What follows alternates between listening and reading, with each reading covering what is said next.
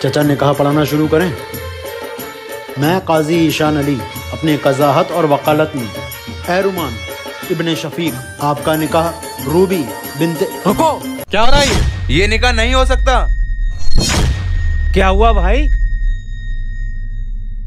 जिसका तुम निकाह करा रहे हो ये विधवा है, इसका निकाह नहीं होने देंगे। ऐसे कैसे नहीं होने दोगे? मेरी बहू है। चुपो, झगड़ा क्यों कर रहे हो? जो भी बात है सुकून से बैठ के करो। बैठो, बैठ जाइए आप भी। क्या हुआ?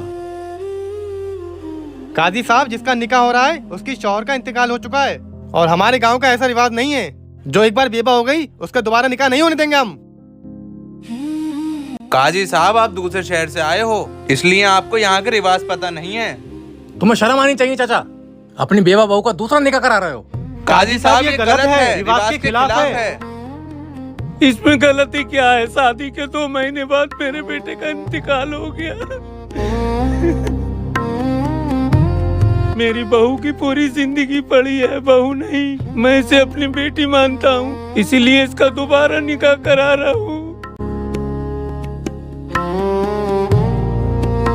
चुप हो, अब ये बेवा हो गई, तुम्हारे घर की खिदमत करेगी। इसका दूसरा निकाह नहीं होगा। ये निकाह रिवाज के खिलाफ है। खामोश हो जाओ अब आप लोग। पहले मैं दूल्हे से पूछना चाहता हूँ, क्या आपको पता है जिससे आपका निकाह हो रहा है वो विधवा है? काजी साहब, मुझे सब कुछ मालूम है और मैं इस निकाह के लिए राजी हूँ। मेरे भाई विधवा से शादी करके सवाब का काम कर रहे हैं, इन लोगों को दिक्कत क्यों हो रही है? हमें कोई परेशानी नहीं है, हम सब राजी हैं। आप बताइए। मुझे फिर से ये जिंदगी जीने का मौका मिल रहा है, इसलिए मैं इस निकाह से खुश हूँ। जब दुल्हा और दुल्हन राजी हैं तो ये निकाह होकर ही रहेगा।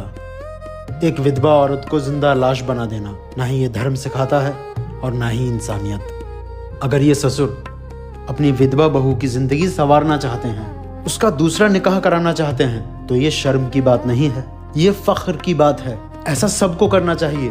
और जो रिवाज किसी को दुख दे, परेशानी दे, आंसू दे, उन रिवाजों को तोड़ देना चाहिए। मैं इनका निकाह जरूर पढ़ाऊंगा, मुझे कोई नहीं रोक सकता।